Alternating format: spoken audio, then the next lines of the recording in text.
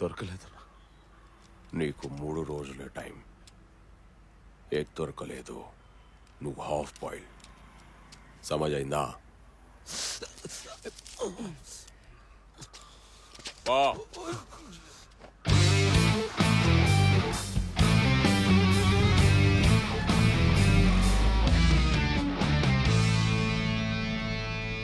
Shop జాగ్రత్త. Bye.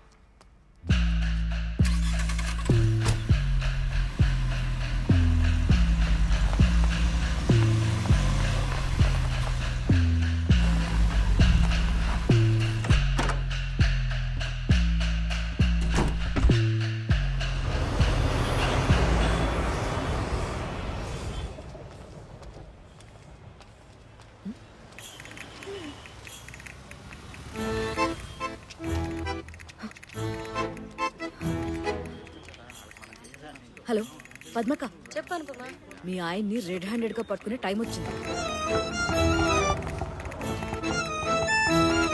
తొందరగా నీకక్క. ఏడాది తీసుకొచ్చావు అనుకున్నా. నిజంగా మా ఆయనేనా? మరి ఆయన బైక్ లేదేంటి? అయ్యో అక్క, మీ ఆయన వచ్చింది చుట్టాలింటి కాదు. ఎన్ని జాగ్రత్తలు తీసుకుని ఉంటాడు. పక్క వీధిలో గుడి దగ్గర పెట్టుంటాడు. నువ్వురా అక్క, నువ్వు ఇక్కడే ఉండు. క్రైమ్ పెట్రోల్ ఇన్స్పెక్టర్ లాగా నేను సైలెంట్ గా వెళ్ళి ఒక్కసారిగా డోర్ తోసుకుని లోపలికి వెళ్ళిపోతాను. ఆ తర్వాత నువ్వు చెయ్యి, ఓకేనా?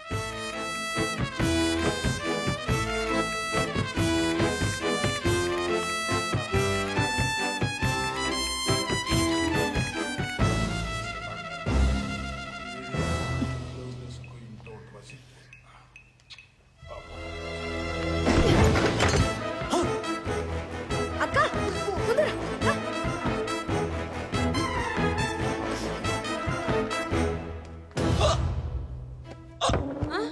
అయ్యో ఏమైందండి?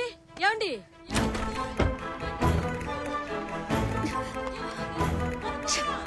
మా ఆయన గుడ్డి పడిచ్చిందే. అయ్యో నా దేవుడు పడిపోయాడే. అక్క నటిస్తున్నాడు. నువ్వు నోరు మూసుకో. ఫ్లాట్ విత్ ఫర్నిచర్ అంటే చూడడానికి వచ్చారు పొద్దు. అక్క అక్క ఇంకా నటిస్తున్నాడు. అక్క దీని మాటలు విని నా తాళి మీదకి తెచ్చుకున్నారండి.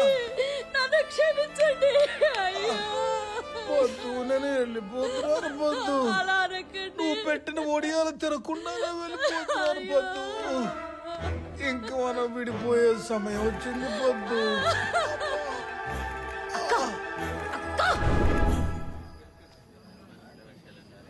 డాక్టర్ గారు చాలా పెద్ద ప్రమాదం తప్పిందన్నారు. అవునా? మా ఆయనది గట్టిగుంది కాబట్టి నా తాళి నిలబడింది. ఈ అనుపమ మాటలు విని నా కాపురం మీద తెచ్చుకున్నాను వదినా. నమస్తే సార్. నమస్కారం అండి. ఈ మీటింగ్ ఎందుకో మీకు అందరికీ బాగా తెలుసు. సో టైం వేస్ట్ చేయకుండా తిన్నగా పాయింట్కి వచ్చేద్దాం. చెప్పండి. చెప్పడానికి ఏముందండి, చూసిరిగా ఏం జరిగిందో. ఆవిడ గారు కొన్ని ఆత్రం మనుషులు ప్రాణాల మీద తీసుకొచ్చింది. మా ఆయనది గట్టిగుంది కాబట్టి నా తాళి నిలబడింది. అపార్ట్మెంట్ లో ఎవరేం చేస్తున్నారో ఈవిడికి ఎందుకండి? నా కూతురు అల్లుడు విడిపోదాం అనుకున్న సంగతి 3వ కంటికే తెలీదు. అలాంటిది ఈ అనుపమకి ఎలా తెలిసిందో? ఆవిడ పనే అది. అంతెందుకండి శేఖర్ గారు, మన శుక్రవారం నాడు రాత్రి మీ ఆవిడ మిమ్మల్ని కొట్టిందా లేదా? పర్లేదు చెప్పండి. అవన్నీ ఎందుకండి చిన్నారావు గారు? ఈ అనుపమ్మ గారు పాలవాడితో చెప్తుంటే నేను విన్నాను. చెప్పే ఉంటది. గుట్టు చెప్పుడు అక్కడ సంసారాలు చేసుకునే వాళ్ళం. ఇలాంటి వాళ్ళు ఈ అపార్ట్మెంట్ లో ఉంటే సుఖంగా ఎలా బతకగలుగుతుంది చెప్పండి. మరే మీది గట్టిగుండి కాబట్టి నా తాళి నువ్వు నిలబడింది. ఉండవే శేఖర్ గారు, ఉంటే ఆవిడ కుటుంబమైనా ఉండాలి, లేదంటే మా 50 కుటుంబాలనే ఉండాలి. ఏ విషయం ఇప్పుడే ఎక్కడే ఫైనల్ గా డిసైడ్ చేసేయండి. చిన్నారావు గారి మాటే మా మాట. అదిగో పంపించేయండి. ఇంకా అంగీకరించట్లేదు. వాళ్ళని ఇక్కడి నుంచి పంపించడానికి దేవుడు అంగీకరించట్లేదు. మాస్టర్ గారు, అసలు ఆవిడ ఏం చేసిన విషయం మీకు తెలిస్తే? నోర్ముయిరా పాపి. ఇక్కడున్న వాళ్ళలో ఎంతమంది తప్పులు చేయకుండా ఉన్నారు? ఎంతమంది నా దగ్గరకు వచ్చి మీ తప్పులు కన్ఫెస్ చేశారో మర్చిపోయారా? క్షమించడం అనేది దేవుడు మనకిచ్చిన గొప్ప గుణం. అదే గనక లేకపోతే దేవుడు ఇక్కడున్న ప్రతి ఒక్కరిని శిక్షించాలి. కానీ దేవుడు అది చేయట్లేదు, క్షమిస్తున్నాడు. దేవుడు చూపిన దారిని కాదని శిక్షించడానికి మీరెవరు?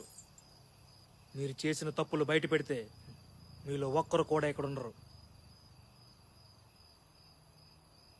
చెప్పమంటారా?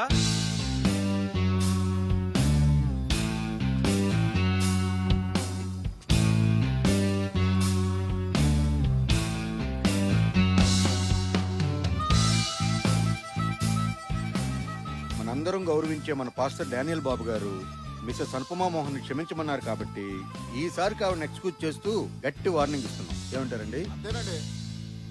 పద్మ పదా. పదండి. ఇక్కడ తలదించుకొని నిలబడితే ఏం లాభం? కింద అందరి ముందు నా పరువు తీసి సారీ అండి. మాట్లాడకు. అసలు బయట వాళ్ళ గొడవలని నీకెందుకే? ఎన్నిసార్లు చెప్తే అర్థమవుతుంది నీ మట్టి బుర్రకి? ఎప్పుడు చూసినా వాళ్ళ ఇంట్లో ఏం జరుగుతుంది, వీళ్ళ ఇంట్లో ఏం జరుగుతుంది, అది తప్ప వేరే ధ్యాసే ఉండదా నీకు? లంచ్ బాక్స్ లో కూర ఉంటే ఉప్పు ఉండదు, ఉప్పు ఉంటే కారం ఉండదు, అసలు అప్పుడప్పుడు లంచ్ బాక్స్ లో ఫుడ్డే ఉండదు. నీకు చెప్పి చెప్పి నా నోరు పోతుంది. బయట వాళ్ళ మీద పెట్టే ధ్యాసలో కొద్దిగైనా మన ఇంటి మీద పెట్టు. నీకు ఒక భర్త ఉన్నాడు, ఒక కొడుకున్నాడు, ఆ విషయం మర్చిపోయావా?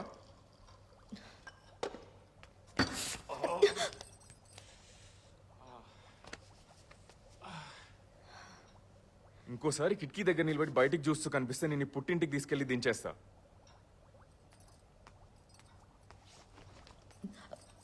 భోజనం చేసి వెళ్ళండి.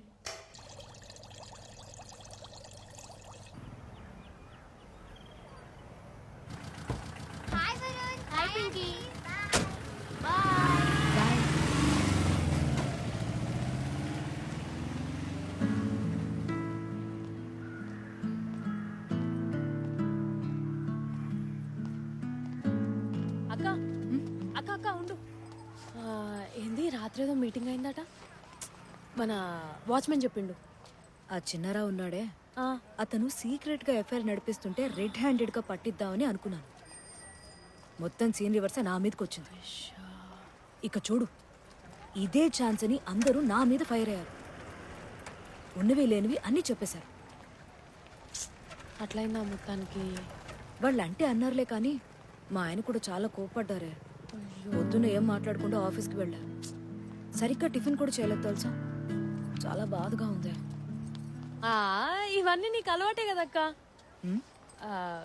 సారీ సారీ, నడు పోదాం. నిజంగానే ఇల్లు ఖాళీ చేయించేస్తారేమో అని ఎంత భయం వేసిందో తెలుసా. ఆ డానియల్ బాబు గారి దేవుళ్ళ వచ్చి కాపాడారు. పాస్టర్ గారా? ఆయన అప్పుడప్పుడు మా కాలనీకి కూడా వస్తుంటాడక్క. అవునా? దేవుడి గురించి ఏవేవో మస్తు ముచ్చట్లు చెప్తుంటాడు. నిన్న కూడా ఏదో అన్నారే, ఆ టెన్షన్లో ఏం అర్థమై చావలేదు. ఈ మధ్య Feroz sir wife Saira madam కూడా రోజు ఆయన ప్రార్థనలకు వెళ్తుందక్క. వెళ్ళొద్దని సార్ ఒకటే గొడవ. అవునా?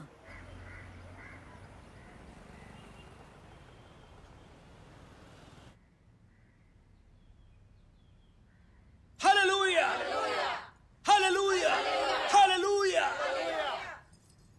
దేవుడు రావాలి రావాలి అని అందరూ కోరుకుంటారు. దానికి ఇంక ఎంతో సమయం లేదు. దేవుడు వచ్చేస్తున్నాడు.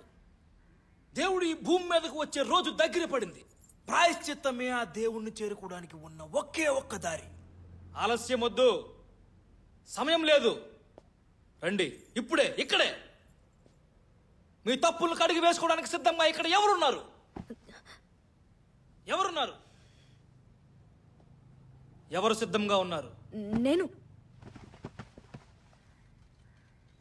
మన మధ్యలో ఒక పాపి ఉంది. చెప్పు.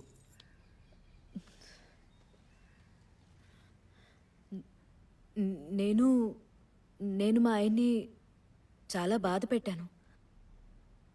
దేవుడు నన్ను క్షమిస్తాడా?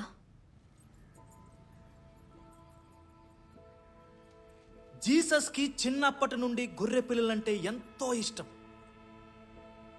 ఆయన దగ్గర 100 గొర్రె పిల్లలు ఉండేవి. వాటిని ఎంతో ప్రేమగా చూసుకునేవాడు ప్రభువు. ఆ గొర్రెల మంద నుంచి ఒక గొర్రె పిల్ల అన్నింటికంటే ముందే ఇంటికి వెళ్దామని అడ్డదారిలో వెళ్ళి ఒక అడవిలో దారి తప్పిపోయింది. అంతా చీకటి సమయం. భయపడుతూ ఆ అడవిలోనే ఎక్కడికి కదలలేక ఉండిపోయింది.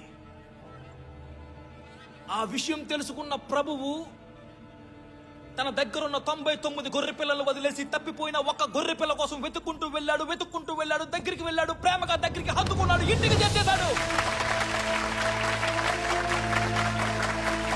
Praise the Lord! Praise the Lord! Praise the Lord! మనము తప్పులు చేయొచ్చు, భయపడుతూ చీకట్లో ఉండిపోవచ్చు.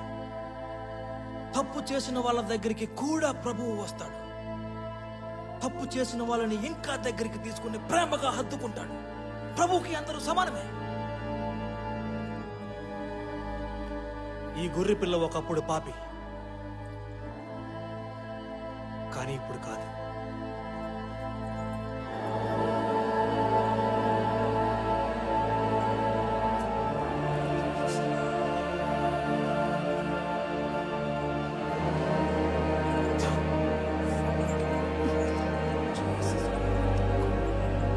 పాపాలు కడిగి వేయబడ్డాయి. ప్రభువు తనని క్షమించేశాడు.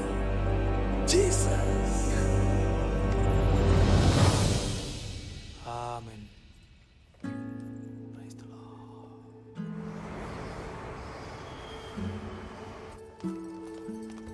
మోహన్, సారీ మోహన్, ఇంకెప్పుడు మీకు బాక్స్ పెట్టడం మర్చిపోను. వరుణ్ని స్కూల్కి రెడీ చేయడం లేట్ చేయను. అసలు ఆ కిటికీ వైపే వెళ్ళను.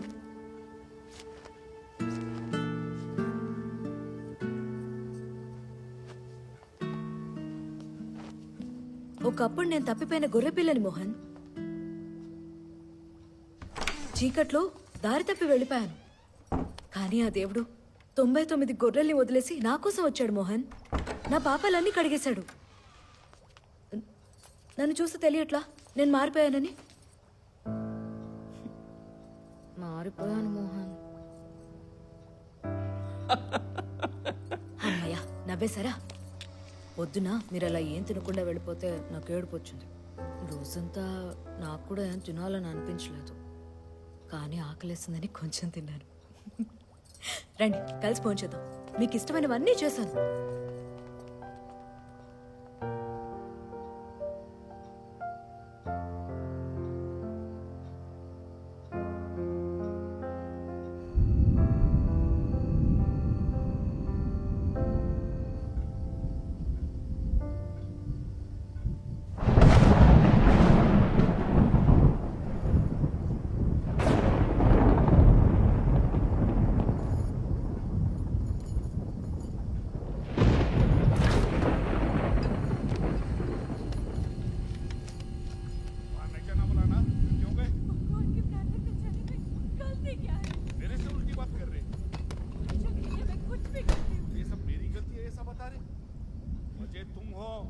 पहले तुम मालूम करो। भगवान को मालूम है कि कारण कौन है।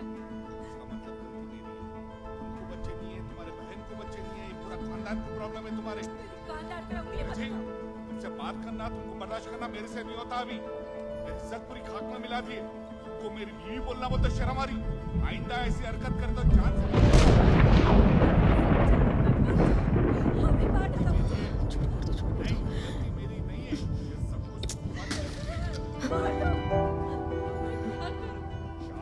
से बर्दाश्त कर रहा हूँ तेरे को, और बर्दाश्त नहीं होता मुझे। मुझसे भी नहीं समझ में आ रहा क्या बात कर रहे तुम? समझ में आ रहा और की इज्जत करना नहीं आता तुमको? घर से यही सीख के आए क्या? देखिए जो मुंह में आए वो मत बोलो। कैसा इंसान है जी आप? मैं ऐसा ही चुप।